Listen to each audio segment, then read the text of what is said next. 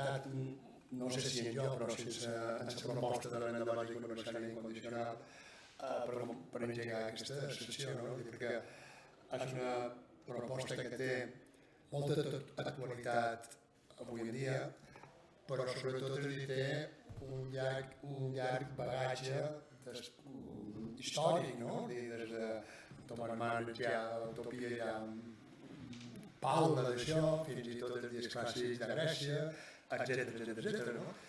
I el personatge tan denostat, no? Però jo crec que tampoc, o tan mal conegut com el Robespierre, que deia que la primera llei és garantir a la ciutadania el seu dret a l'existència, no? Perquè si no existeix no hi ha societat, no? Bé, aleshores se tracta d'això, es tracta d'una proposta que podria fer més feliç a la gent i té un llarguíssim bagatge de republicanisme democràtic, de socialisme democràtic, republicà, no? Per tant, no hi ha ciutadania, el concepte de ciutadania republicana, sinó que tens un dret incondicional a l'existència material. I què vol dir això de l'existència material? Doncs una societat de coses que vivim de mercat, ens agrada més, ens agrada menys, però s'entén tot bés, o algun altre sistema per fer el canvi. Hi ha propostes de renda bàsica universal, que és moneda local, xets, etcètera. Pues si no és d'aquest, per exemple, si no pertanys d'aquest selecte grup de gent, per exemple, que segons el darrer número de la revista Forbes de l'Estat espanyol, de les 100 persones més riques de l'Estat espanyol, 74 són més riques perquè van heretar. I aquí la meritocràcia i l'esforç i tal. Són que no pareix que també... Efectivament. Aleshores, si no hi ha gent que per dir d'alguna manera ja hi neix amb una renda bàsica incorporada. Però si no té aquest grup de gent, dic, bueno, doncs no tens garantia, no tens assistència material garantida i per tant difícilment seràs feliç i sobretot difícilment et deixaràs lliure. Per tant, concretant, què és una renda bàsica universal i incondicional? És una assignació monetària. La proposta és que sigui monetària. No insisteix en diferències, pot ser moneda local, altres sistemes, però en principi és una assignació monetària que l'Estat assigna a tota la població major d'edat, amb una quantitat com a mínim igual en el llindar de la pobresa,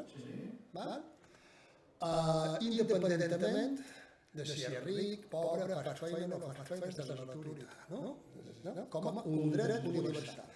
De la mateixa manera, dic que mentre va estar per Barcelona el senyor Messi, podia tenir dret a la sanitat privada, a la sanitat pública catalana, o del seu fill una escola pública, per molt ric que fos, no? O aquí, jo espero que si hi ha un accident de qualque personatge molt ric, dic, quines són les passes allà on sigui. Hi ha drets universals, hi ha drets incondicionals, no? Però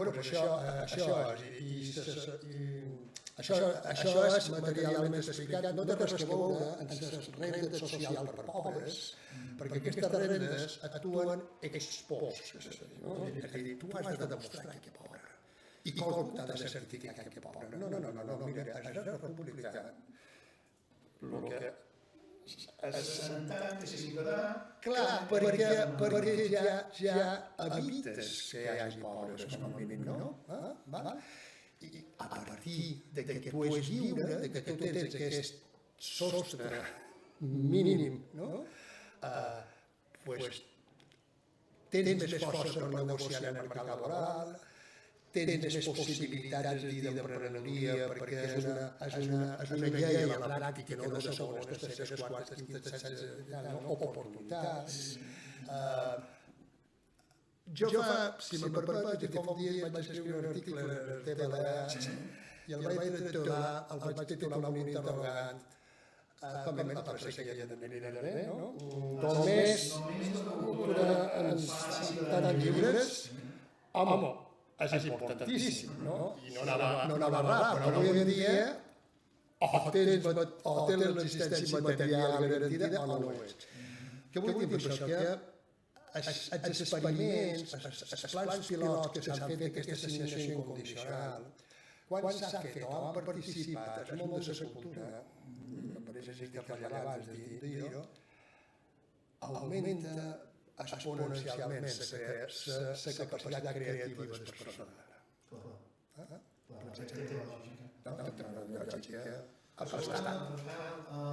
Un dels exemples de la societat de les coneixen és dues qüestions. Una primera, això es pot implementar a un territori específic o per pura naturalesa hauria de fer-se universalment a tot el món, diguem-ne? Tant de bo. Si funcionaria, o si ja funciona. No, se fan molts experiments i probablement hi ha alguna cosa similar, com per l'Àsia, però bueno, no és molt moderat. Home, depèn de la sobirania que se tingui. Efectivament, es necessita un espai sobirà, un estat sobirà, que tingui competències, que tingui capacitat de fer polítiques i en majúscules. Per tant, ara mateix, el lògic seria que una renda bàsica incondicionada s'implementés a l'estat espanyol, digues que té la vella permana de la recaptació fiscal. Les autonomies i tal, és una altra discussió, però per mi és una cosa fracassada, una regla ara mateix. Bé, doncs sí, clar que sí, i tant, que ho és impossible, perquè ha de ser una qüestió que no és certa. Per exemple, ara a l'estat espanyol cada comunitat autònoma té la seva renda per pobres. Aleshores, a les comunitats autònomes on és més generosa, per dir-ho d'alguna manera, que això és Euskadi, des de fa molts anys, la de les Illes Balears, la renda social garantida de les Illes Balears, estan en el punt elevat, les coses com són, però això no atreu gent. La gent de Sarrió, que viu a La Rioja, per exemple, no se'n va. La gent de Navarra no se'n va a Euskadi perquè tenen els pobres, m'explico, no? Cal pensar que els rics, quedaran on tenen el xalatarro, on li donen aquesta... I la segona gran pega, ja que no, antes de que me la treguis tu, Tomeu, és dir, això com se paga? I això com se paga? Doncs mira, això com se paga, com se finança? Doncs se finança amb una reforma fiscal, com cal, per exemple, no? Què vol dir? Més que pujar, redistribuir les càrregues fiscals. Aquí, evidentment, els CICAPs, per exemple. Els CICAPs, que van lluitar decididament amb el frau fiscal, els paradisos fiscals, és a dir, que el moviment social d'una fiscalitat justa ve proposant, però, òbviament, la proposta de renda bàsica universal té aquest component republicà, de contingut republicà, més enllà de la forma de l'Estat, precisament perquè és una política predistributiva, distribueix la riquesa. I, per tant, els rics probablement seran un xic més rics, però els pobres seran un poquet menys pobres. Per tant, se complirà aquest principi, aquest ideal republicà de ser més iguals. La darrera qüestió que ja són parades, però i aquesta temporada que se posa que aleshores els preus pujarien fins a arribar una altra vegada a compensar aquesta renda? No hi ha cap prova empírica que això sigui inflacionista per si mateix. S'han fet experiments i hi ha moltes formes que tampoc de distribuir el pes gratuïtament, per dir d'alguna manera, no? Que no han estat infraccionistes, no? Bé, ara n'hem vist, Ara n'hem vist, no? I per tant, crec que són excuses de mal pagador, per dir d'alguna manera. Rafael Borràs, moltíssimes gràcies per encetar aquesta sessió que canviarem complementat amb altres propostes. Moltes gràcies. Gràcies a vosaltres.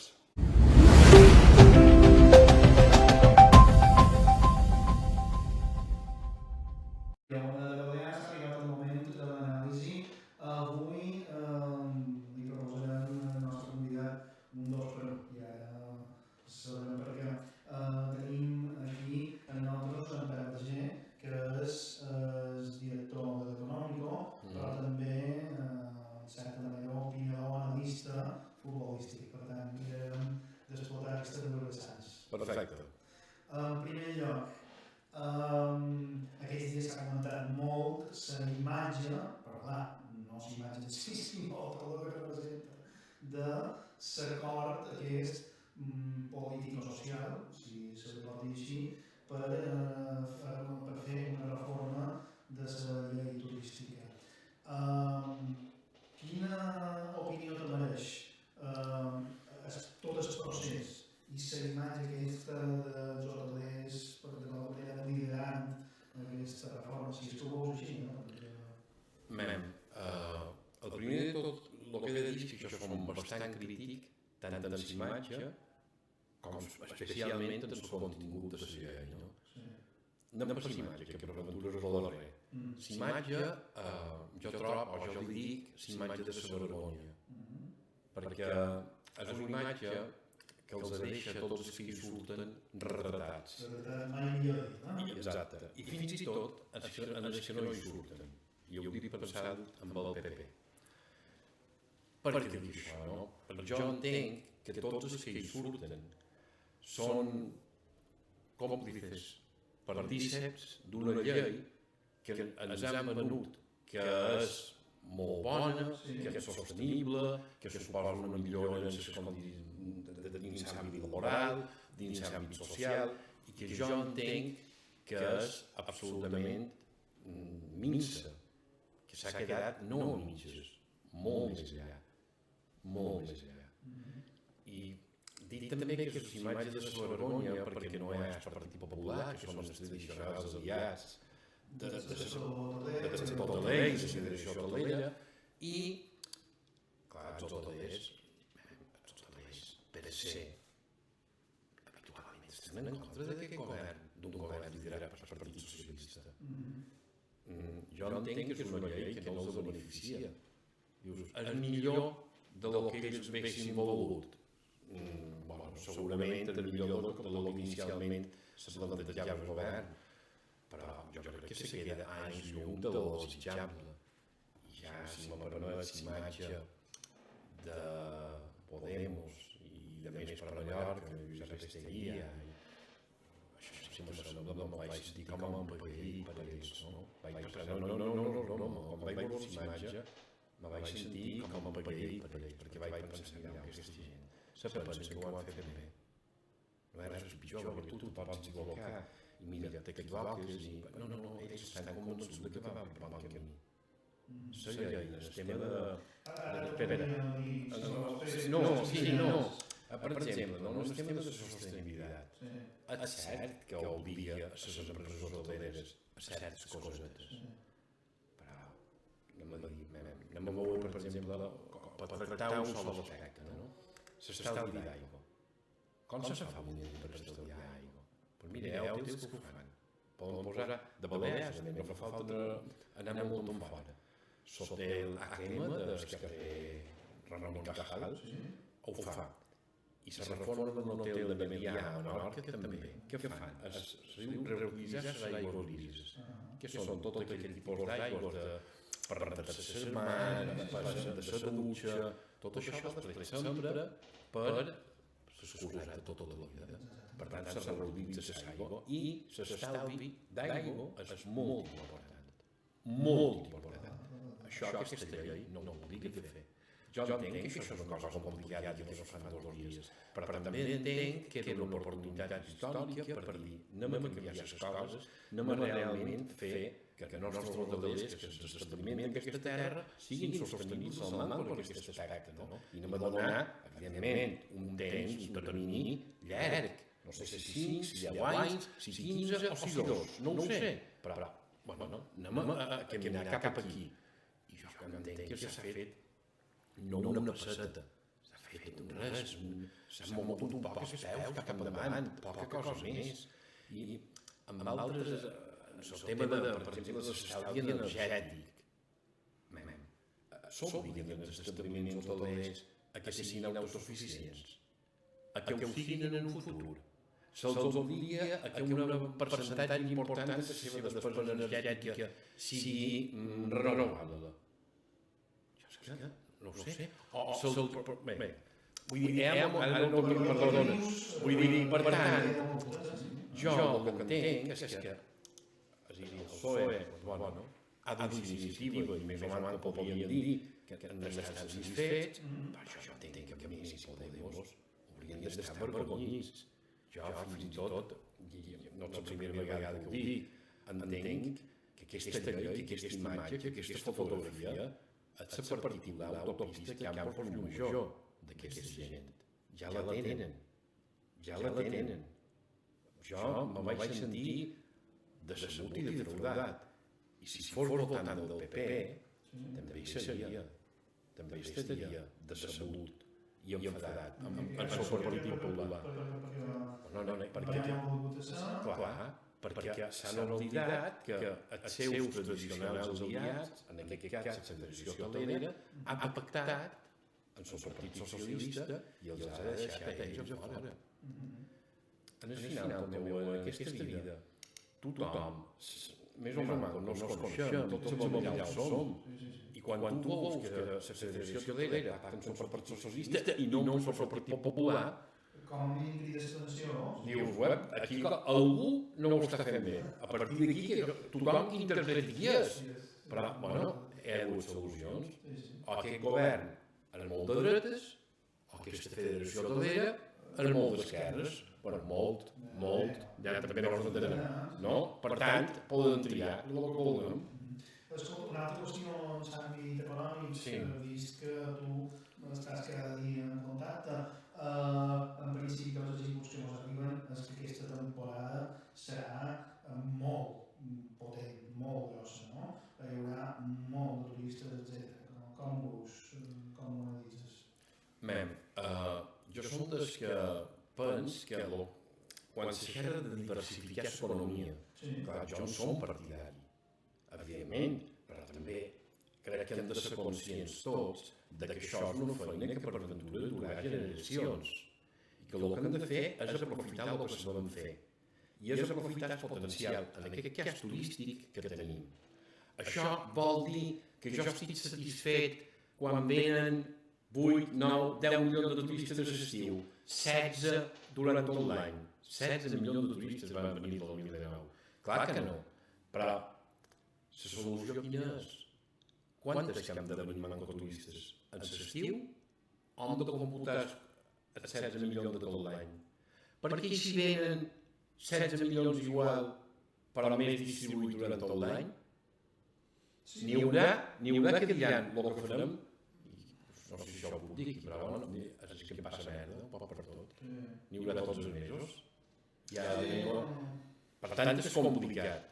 En tot cas, jo sí que entenc que aquesta temporada una altra vegada serà excessiva i tindrem, jo entenc que massa turistes. Però el tema és intentar analitzar de qui es preocupa d'això. Quan xerren els hotelers, saps què te diuen? Que és culpa del lloguer turístic. I dels creuers. Palma està saturada perquè hi ha molt lloguer turístic i massa creuers.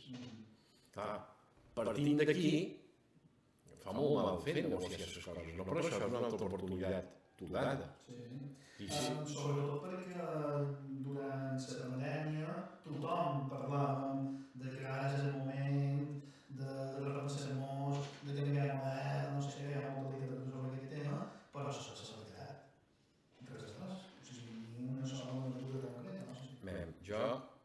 això de la sostenibilitat, jo entenc que és com una marca comercial, no? És a dir, tu ara no se pot vendre res que diguis no, això no és sostenible. No, per tant, el client cerca, li agrada veure el llinatge sostenible, no? Però aquesta sostenibilitat a vegades hem de veure amb què es queda. Si es queda en un pedal del llit, la sostenibilitat laboral, o si va amb una cosa més, per exemple, en què puguin IPC en els treballadors del sector. Tenim, i això és vera, a Balears, el millor conveni d'hostaleria d'Espanya.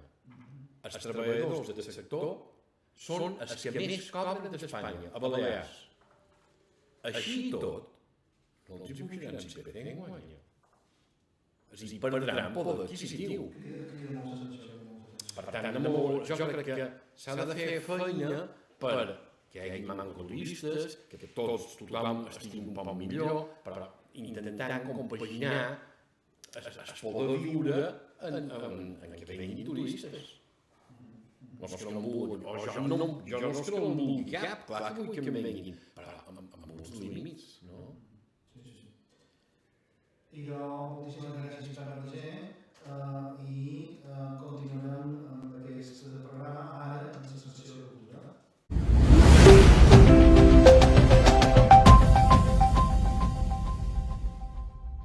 I a l'hora de Balears és el moment de la cultura i aquest primer episodi el dedicarem a la cultura popular parlant amb un convidat de venir aquí en els estudis Maribel Cesarella, una cosa d'hora. Maribel, molt benvinguda. En primer lloc, expliquem-nos un poc com ha viscut el món de la cultura popular en general, els en parlava, però tu estàs connectada amb el món de la cultura popular, tota aquesta etapa de la pandèmia i com vivim aquesta etapa de la recuperació. Sí, xerraré pensant en les coses, però crec que és extensiu a tot perquè són processos paral·lels, però sí que crec que puc parlar més de la cosa, però vaja, més o menys igual. Hem patit molt, hem patit perquè som un sector que ha passat molt desapercebut, que ha estat molt afectat per la pandèmia, però ningú ha pensat en la gent que fa cultura. Així com el sector de la restauració, hostaleria, etc. Tothom ha parlat, tothom ho ha patit i tothom se n'ha conscienciat de la cultura, no? I ha patit igual i pateix més, perquè a nivell econòmic aquest estiu les previsions són millors que les de prepandèmia, no? Les xifres que diuen que hi haurà de turistes. Nosaltres, evidentment, ens recuperam, però de manera molt més lenta. Torno a parlar de coses. Tenim les dades, comencem a fer actes, hi ha concursos, etc., mostres, però partim molt a poc a poc. I els anys, el que ha passat a les coses en particular, és que els mesos més bons, allà on les coses té més presència, són els mesos d'hivern, que han estat també allà on el virus ha estat més dur. Aleshores, pensant en la festa de Sant Antoni, que tothom ho entendrà, no hi ha hagut Sant Antoni, i a Sant Antoni és quan més gosades se fan de tot l'any, amb molta diferència. Aleshores, nosaltres hem patit 2 hiverns molt durs, i hi ha cites anuals que se feien contínuament, que s'han deixat de fer, i clar, els tornarem a fer o no, perquè ara pareix que ja amb una mobilitat ja ha acabat tot, perquè ara estic molt bé, però si l'hivern qui ve, no ho sabem, ningú sap. Aleshores hem patit i ho arrossiguem. Sí. Fem-nos una radiografia, per favor, de com està el moviment de gossadors. Te vull dir, gairebé a Mallorca se diu que van estar a punt de quedar fora els gossadors, no? I de sobte, i no per casualitat, sinó per la feina extraordinària de molta gent, hi va una represa impressionant i ara vivim un moment molt bo en quant a número. Però també diré una cosa, fa poc he estat a Euskal Herria i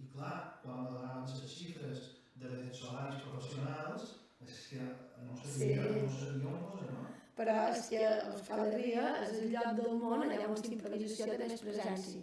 És a dir, els referents nostres, dic nostres i parlant d'improvisació a nivell mundial, els que ara mateix són, per una part, els bascos i per l'altra els cubans. Són les dues improvisacions del món més potents. I els que mouen més gent, que fan campionats cada 4 anys, precisament aquest desembre tornen a fer saltes, ara ha passat un any que havia l'any passat i per la pandèmia de no es va poder fer, però és aquest desembre, reuneixen 15.000 persones a veure una final d'un campionat de Veneçolans, que aquí és impensable.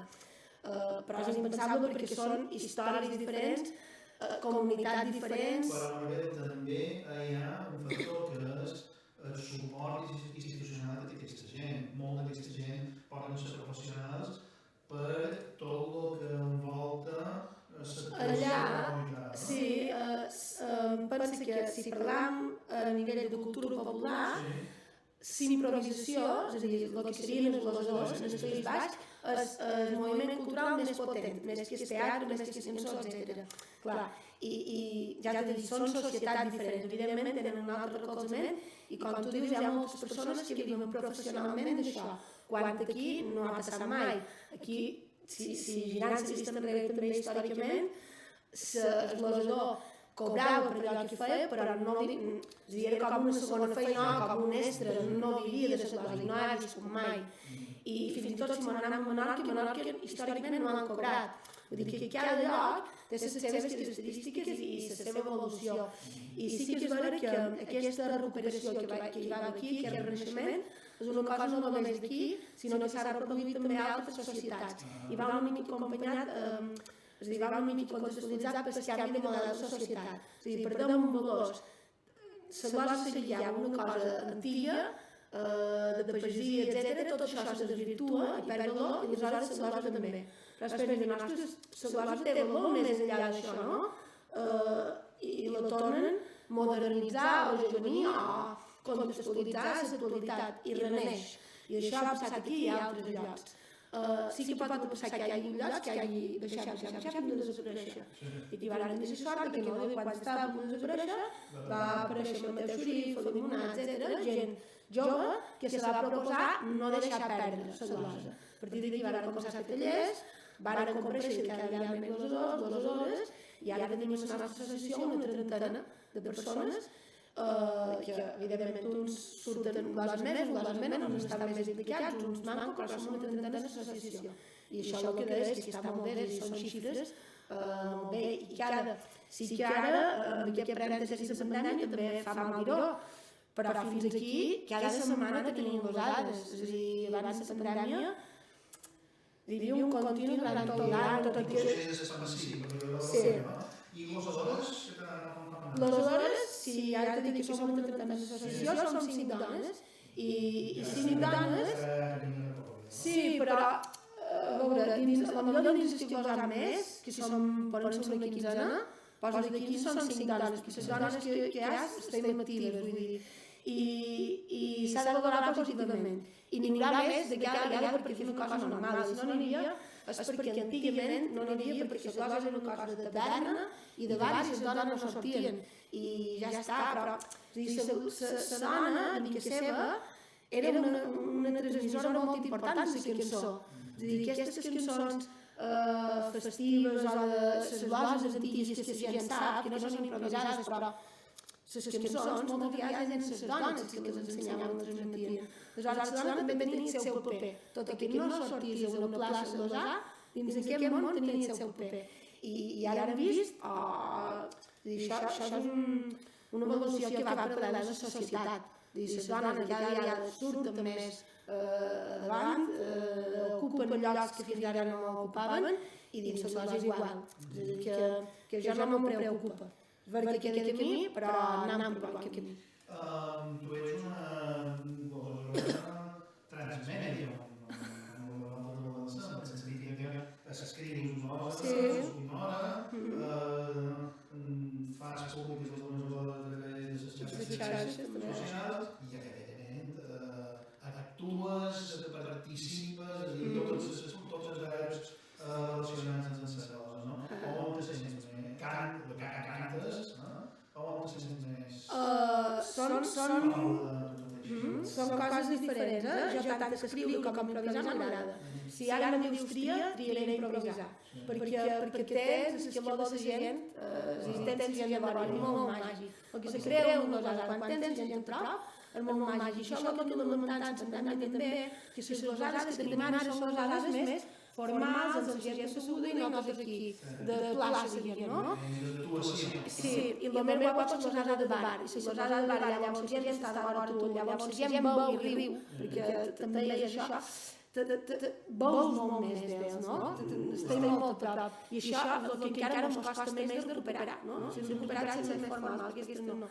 Dins la gosada d'un bar, a la jo diria. Ara, la gosada escrita, i reflexió personal també, no? Jo ara que aquesta mare fa poc, sentiments entorn a la maternitat els puc canalitzar a través de la gosada escrita. I la gosada escrita permet pensar i reflexionar més que no s'improvisar. I són coses distintes. És molt mal fer, molt mal fer. Vale, és un tècnic i la deixes en tu i és un tatata, en aquest cas és que s'ho acaba els temps, però si se'l permets estem una poqueta de tractament, tampoc és, no? Mos parles molt de Sí. Ja que tu m'has demanat, per ona mediterrània, faig una losa instantània, que és un cant improvisat. Això no és un combat. Més no hi ha por en el fracàs. I ona de Balears espera que sigui un tsunami, que s'escampi i s'encomani i la gent li faci cas.